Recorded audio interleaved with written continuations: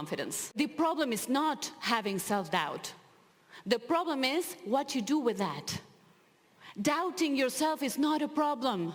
The problem is letting those self-doubts run the show. Decide what you're going to do or not going to do. That is a problem. But we have solutions today. Imagine you could pop a pill that would instantly give you confidence, that would make you walk with confidence, talk with confidence, act with confidence.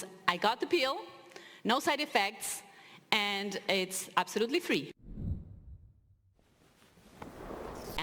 I've heard my name pronounced in the most creative ways since I arrived here, and I love them all.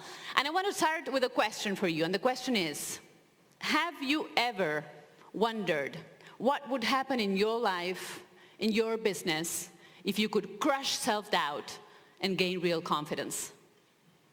That is what we're going to do today. We're going to dive deep there, and you're going to end this session with actionable and practical tools to do exactly that. To crush self-doubt, to gain real confidence. What for? To be, do, and have whatever you want. Because the one thing you need to be, do, and have whatever you want is real confidence, and I will prove that to you. But first, if you've ever been, who's been to one of this moment that never existed before, will never exist again, and that we will create together. Oftentimes we're stuck in the past, thinking, what did I forget to do? Did I forget to call somebody? Or we're stuck in the future. What am I going to have for lunch today? The myth that says that all successful people are confident all the time. And that if you have self-doubts, there's something wrong with you. You know, as part of my job, I work with some of the best athletes in the world. These are superstars, talented, disciplined people. These are people who have won World Cups. And these are people who struggle with self-doubts on a daily basis. As part of my job, I work with celebrities, men and women who get hired to do films, famous films, to host TV shows. They have hundreds and thousands of millions of fans around the globe. They have self-doubts.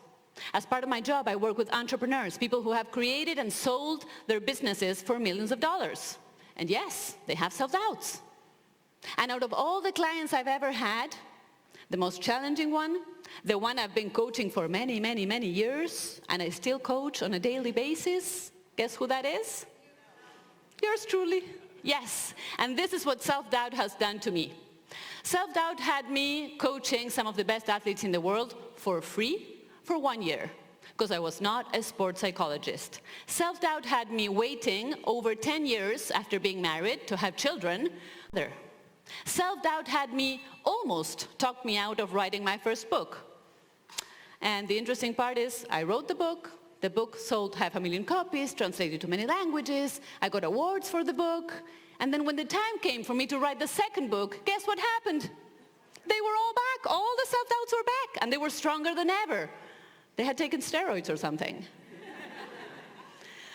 So, you know, I really want to put an end to this question. If you have self-doubts, welcome to being a human. That is how we are. That is how the problem is not having self-doubt. The problem is what you do with that. Doubting yourself is not a problem. The problem is letting those self-doubts run the show. Decide what you're going to do or not going to do. That is a problem. But we have solutions today. And I brought some of the most powerful solutions I've seen work wonders for people all around the globe, and I'm so happy to share them with you today. But let's get it clear. Having self-doubts is part of being human. There's a beautiful Cherokee legend I love. A grandfather was trying to explain to his grandson how we human beings function. And so he said, you know, this is how we are. Human beings, we all have two wolves inside of us. One of the wolves is competitive, is scared, is always thinking, what if everything fails? What if I fail? What if everything goes wrong? And the other wolf is energetic, optimistic, full of dreams, wants to achieve things, is always thinking, what if it works? And they are in a constant battle. And so the little boy looks at the grandpa and says, and Grandpa, who wins the battle? The grandfather looks at him and says, the one who wins the battle is the one you feed. So we are here today to feed our good wolf and to starve the other one. How does it sound? Great? Okay, good. And before we start, there's something I want you to do. Please stand up. Got it? If we want to have a chance to crush our self-doubts, if we want to have a chance to gain real confidence, there's one thing we need to do. Grab your pens. Ready, steady, go. If we want to have a chance, we need to change. We need to change. Mohan Lakiani taught me this, and I loved it with you. We need to change. But you know what? Our brains are wired, hardwired, not to change, to avoid change. But we will rewire our brains today. That's what we're going to do. All right? Now we're ready to dive deep into our 4 steps to crush self-doubt and gain real confidence. Step number 1, believe in yourself. Easier said than done, right? Do you ever wonder where our self-doubts come from? Do you ever wonder? Because we're not born that way. We're not born with self-doubts. All research shows that babies from all over the world, the north, the south, the east, the west, the rich countries, the poor countries, they're all born with only just 2 fears. Fear of falling down, fear of noises. All the other fears are acquired. So when and how do we learn to doubt ourselves? There is a fascinating study, well, fascinating and terrifying at the same time, that shows that children receive an average of 45 positive comments per day. And guess how many negative comments per day? Take comments per day. So 460 times that somebody, mother, father, teacher, neighbor, stranger, tells us, you're not good enough. You're not smart enough. You're not athletic enough. You're not attractive enough. Let me do it. What's wrong with you? Are you dumb? What is wrong with you? And then those collection of comments that we get, when we turn into adults, they turn into limiting beliefs. And limiting beliefs are these voices inside our heads that when we're facing something new, we have a new challenge, they go, who do you think you are? Who are you trying to fool? This is too much for you. Stop dreaming, be realistic. I was once coaching a while ago a young man, young doctor. He was in his last year of medical school and he had a dream. And his dream was to work in the most prestigious hospital in his country. And he said, in order to achieve this dream, I need to sit for an exam, but there's 1,000 candidates sitting for the exam and I need to come out among the top 10. And the first thing he tells me is, I have never been a top 10 student. Never. And so I asked him, did you study for this exam? And he goes, yeah, I studied. Did you give your very best? Yes, I gave my very best. But you know what, he said, it's been so many years of studying so hard and giving my very best, and I've never been even close to the top 10. And if I don't make it there, my dream, I need to forget about it. And so I told him, I know exactly what you need to take. I know exactly what you need to do. And he says, what is that? And I tell him, you need to take LSD. The guy's a doctor. He looks at me like, drugs? And I say, nope, no drugs involved in this LSD approach. And this is what LSD looks like. And so I tell him, the L stands for listen. I want you to listen to the thoughts you're having. You're saying, I've never been a top 10 student. Listen and ask yourself, is that thought giving you confidence or stealing you confidence? And he says, well, yeah, but it's the truth. I've never been a top 10. Is it giving you confidence or stealing me confidence? Well, stealing confidence.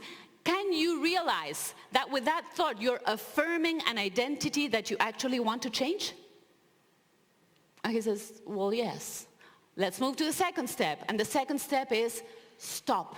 You need to stop those thoughts the minute they appear. Stop them right away. And he goes, how? How? They're popping up all the time. And I tell him, you will have to train yourself to stop them. And this is how you can do this. Does anybody have a headband, wristband, or, yeah, snap, stop, snap, stop. And he goes, it hurts. Good. It's a good reminder that those thoughts hurt your identity. So stop them right away. And the D The D stands for, there you go, stop. The D stands for declare. There is a huge difference between listening to yourself and talking to yourself. You see, listening to yourself is something, it just happens. You're going to have automatic negative thoughts popping up all the time. Maybe you can't help that. But when you listen to them and you stop them, you can talk to yourself and you can say something that serves you and you can declare something that is in line with the new identity that you want to have. And so I told him, how about your new declaration is, I deserve to perform at my best. And he said, I like that. Okay, I want you to do this for the next 10 days. Listen, stop, I deserve to perform at my best.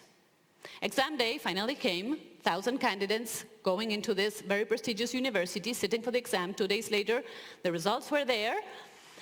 And this is how they do this. They print out the names of the 1,000 candidates. They stick them to the walls, very high tech. So they stick the papers to the walls. And this guy needs to walk into the hallway and look for his name. And so he walks in there. He told me, I walk in there and I start looking for my name. And I go straight to the top 100, which is a place I would normally fall into. My name is not there. Top 80, my name is not there. I keep on going. Top 50, my name is not there. Top 30, my name is not there. By now I'm sweating. My palms are getting all sweaty. My heart is racing. Top 20, my name is not there. Top 10, 9, 8, 7, 6, my name is not there. And he goes, did I not even make it to the top 100?